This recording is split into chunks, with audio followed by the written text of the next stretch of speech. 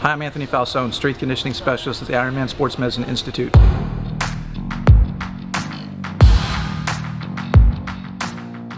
In this next segment, we're going to talk about the importance of the foam roller. Now, the foam roller is an important tool that you can use to maintain tissue quality, break up adhesions, and decrease scar tissue that may accumulate as a result of injury.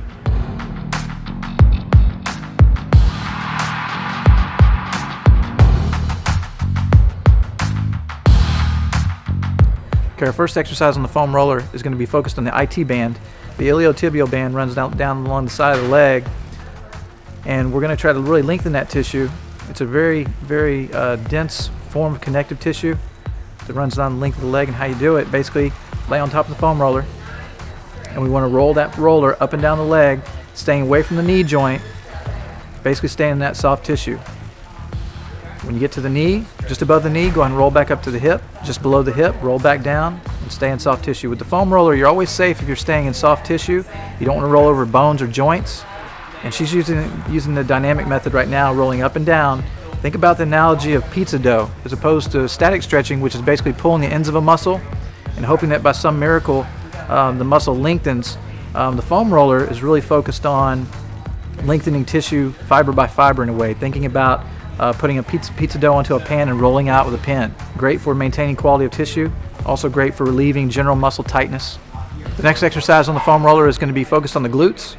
And what we're going to do here is sit on the roller, and now we're going to bend one leg over the other and kind of expose that piriformis muscle. And now she wants to tilt to the glute of the bent leg side. Okay, so really put pressure into that roller. You can offset body weight based on what you can tolerate. And that's really the beauty of the foam roller, is that at any level you can experience a positive effect. If it's too much pressure, just kind of offset body weight with your foot that's on the ground, with the hands behind you, and roll back and forth and try to find some hot spots and work those out. Again, using the dynamic method, we're rolling back and forth. It's not a big range of motion. Some days you'll find a lot of stuff in there, and some days you'll feel like it's maybe on the other side or somewhere else. Just kind of work that out. Really think about mashing that tissue. The next exercise is the easy transition to the hamstring. This one takes a good deal of upper body strength and abdominal strength. What you'll basically do here is roll into the back of the legs, the back of the thigh, the hamstring muscles. Now this is a pretty, I would say, low-level form of foam rolling. So to increase intensity on the foam roller, you can do basically want to do one thing, and that basically is to add intensity by adding body weight. What she's going to do here, in order to add body weight, I want her to cross one leg over the other and then put more pressure into that hamstring of the down leg. Again, this is more advanced technique. You don't have to do this to start, but once you get to the point where you're kind of you're not as sensitive to it anymore, you can add intensity by adding more pressure to one limb, and always doing both sides equally.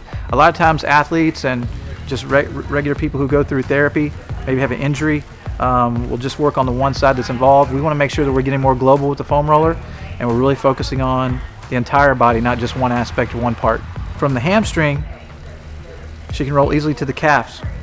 And what she's going to do here, again, good deal of upper body strength, rolling the roller down to the lower leg and going from just above the ankle to just below the knee.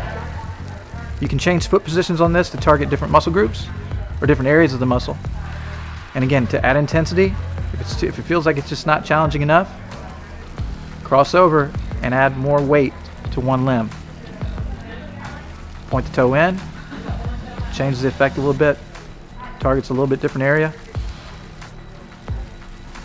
And again, make sure we're working on both sides equally. Next exercise on the foam roller is going to be targeting the quadriceps, the muscles in the front of the thigh. What we're going to do here, the athlete will be in a prone position. Put that roller right across the quads. Now, be careful here. We want to make sure that we stay off the knee joint. So we're going to roll down just above the knee and roll back up into the quadriceps. Now the quadriceps are 4 muscles, so you can target them a little bit differently by changing foot positions. Put more pressure on one leg if you feel the need to. You don't have to, but it does add more intensity to the rolling method. From this position, we're going to roll into the hip flexor. And we're going to do single leg on this one. We're going to offset our body off the edge and work into the hip flexors and tensor fasciae lata, which is a little bit higher into the hip and thigh. And again, this one's a little bit easier if you do it single leg, one leg at a time. And again, as long as you're staying on soft tissue with this, you're safe. When you start rolling over bones or joints, that's when you can really sustain a possible injury or a negative effect. Okay, our next exercise is going to focus on the thoracic spine, which is really that mobile vertebrae of the back into the mid-back. What we're going to do here, lay on the roller, and you want to get it right around the shoulder blade area. Again, these vertebrae are designed for rotation, a little bit more mobile, a lot more mobile. What you're going to do here, lay on the roller, raise the hips, now apply pressure. If you give yourself kind of a hug, you'll expose those rhomboids. And just roll like a 6 to 8 inch area in the mid-back. Don't go too far. You may even feel an adjustment from this. Some vertebrae popping into alignment. It should be a very good massage type feeling. While none of this should be really painful, you should expect to feel some level of discomfort when you're working with a foam roller, but it shouldn't be excruciating pain, especially in the back area. This should all be very comfortable. Brace the core, brace the abs. Make sure you're staying tight in the middle. Okay, our next exercise is going to focus on the traps and the erectors in the neck.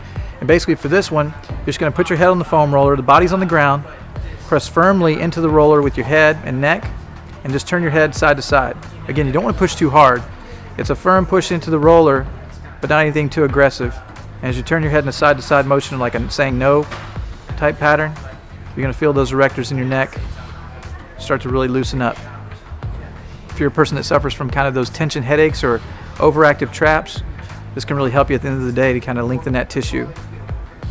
Okay, our final exercise is going to target the latissimus dorsi and posterior deltoid. And what you'll do is lay over the roller, and you will put that roller where the tricep and latissimus dorsi kind of come in together. And what we'll do is, opposed to rolling long ways with the roller, because there's really no way to generate force that way, we're going to rock back and forth and kind of work into that latissimus dorsi. Again, mashing that tissue. Just do what you can tolerate, and working into the posterior deltoid a little bit. Again, we want to stay in soft tissue on this, and you have a little bit of margin of error. You can move up a little bit closer to the tricep, a little bit more tricep involvement.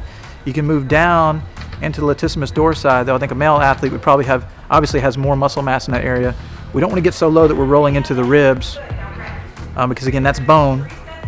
We just want to stay on that soft tissue. So use your best judgment on this, and really work on finding those hot spots through your lats and through your posterior deltoid.